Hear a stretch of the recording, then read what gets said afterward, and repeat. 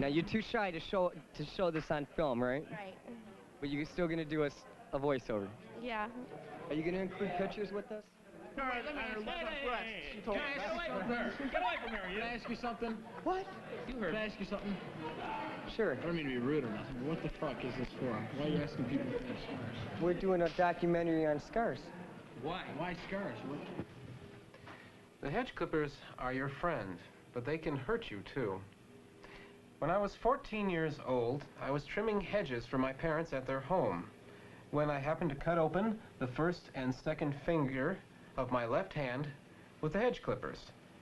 These are the hedge clippers here, actual size. I was rushed to a hospital to have the wounds repaired. The hospital's name was Bone Succor. I refer to it less affectionately as Bone Sucker. There I met the acquaintance of a foreign doctor whose healing abilities were open to question. First of all, he had trouble locating my fingers with the hypodermic needle. He injected the pillow perhaps twice. Then he cheapened up on the anesthetic. I believe he was going to save it for a party later. Are we on? How are we doing? Excuse me. Hold on, 1 second. Hey, they do that to me at the bar. Come on. Scars? Scars. Oh, I thought you said scars. No, scars, as in wounds that healed over. This is my scar. Got this when I was 10 years old. I came home one night with my brother, and the doors were locked to the house. So I started pounding on the glass on the side door, and I broke the glass, and a shard of glass shot up into my hand. Well, I started screaming. My brother ran around to the front of the house, and he started pounding on the glass, and he put his hand through the glass and cut his hand too. Well, my parents woke up.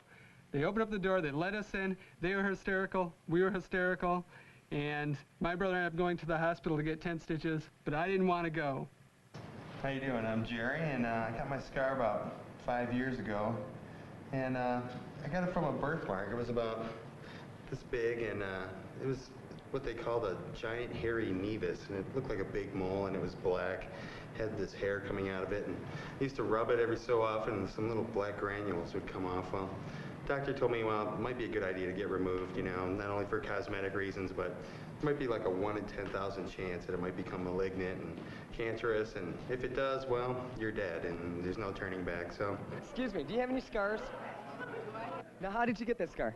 I was cleaning a fish, and like an idiot, I was bringing the knife towards me, and it skipped off the fish's head and into my thumb. What kind of fish was it? It was a bluegill. It was a stupid small fish, very small. And it wasn't worth the scar. Oh no, and I had the scar for over a day before I could have anybody even look at it. I mean, I had 8 stitches put into it. 8 stitches. Mm-hmm. It looks pretty small for 8 stitches. Yeah, well, it's healed relatively well. I got this scar when I was about 4 years old, thanks to a neighbor's dog. Well, what, did it attack you? No, I was playing with it, and I ran down a hill, and I ran around the corner, and there was a cement patio. Dog kind of tripped me, slid across, and then the scar tissue come out, and just never healed up. Any stitches? No, no stitches. All that I did of stitches when I was small, I had a roller skating accident. I hit a locker, and I had stitches, but that healed up, so. The tragedies of learning to roller skate. You know, it's a rough life, but full of scars. It's a scarred life. I was about 9 years old, and me and my friend are out playing. We're climbing on this fence. I was climbing over this fence, and I slipped. I fell. It was a chain link fence. It was like turned upside down, and it had the barbs on top instead of on the ground, on the underneath side like they're supposed to be. So I thought I caught my shirt, you know, and I'm trying to unhook myself. When I look up, and there's all this blue stuff. I tore my arm right open, all this blue stuff coming out. And I kind of got down off the fence, and I put my arm in there, and it freaked me out. So I go running home. Luckily, I was only about, you know, 1/10 of a mile from my house, and I go running home. And with my hand under my arm like this, and I'm running, and I'm like screaming. I'm thinking all this, the world's coming to an end, you know? You're 9 years old, and all this shit coming out of your arm. I remember when I went in for the operation, the doctors came into my operating room, and they were saying to me, yeah, you know, it's not big enough to make a wallet out of, but I think we can make a belt buckle or something. And so I got a little chuckle out of that. And so I went to the operating room, and I remember they were playing the police and said, hey, how you doing, Doc? And we sat down there, and they gave me a big injection full of Valium, and I was laying there getting kind of dizzy, and they said, "Mr. Schmidt," and I said, "Yeah." I put my head up, and they said, "Well, give him another." So I went back under, and after a while, I was still feeling fine, and they just went along with it, and I could feel them shaving my cheek back here to take off part of the skin graft. And after that, I had a big pink rectangle on my butt there, and wasn't very attractive either. And so they sewed that piece of ass onto my back. Halfway through the operation, the anesthetic wore off, and I could feel the suture needle as he drove it into my finger to thread and close the wound. This is the suture needle, actual size. Well, it hurt, and I'm scared. So we get to the hospital, and I'm sitting in the emergency ward, and finally they admit me and they put me on a gurney, and I'm laying back down. And it was like the first time that, they take the rag away, and it was the first time I saw it. I look over, I see this big hole in my arm, and I just kind of looked the other way. I was kind of shocked, and the nurse saw that. So she puts this towel over my arm, so I can't look. And then, so I started to calm down a little bit, and then the doctor's in there, and the nurse is there, and they start putting some anesthesia on it, and they're poking this needle around inside the wound, and I'm like, hold on, what's going on? And then it starts numbing out, so I calm down. When it starts numbing out, I kind of calm down, and then they come in there, the doctor takes his needle and thread and just starts sewing it up, just like old shirt, just sews it right up. I could see in the reflection of his glasses as he's working, and I just kind of sat back and calmed down. 10 stitches, though. Sewed my arm right up, 10 stitches. I got one here from jumping off a swimming pool, one across here from a dog bit me. My legs are all scarred up from a car accident that I rolled. It's about all well, on my wrist too. How'd you get the one on your wrist? I don't want to explain that. How did you get that scar right there? I don't know, when I was a kid, probably tripped on the sidewalk or something, I don't know. You have no memory of it?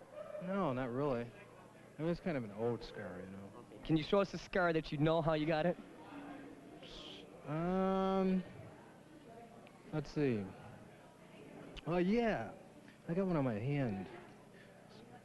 Is that your threatening fingers? No, I was like sawing this tree limb, and almost cut my finger off. And, let's see, where is it? That must have happened a while ago. You can't seem to locate that one. Let's see, where is it? Maybe... I forget where it is. Joe says that's a shark bite on your back. Where did that come from?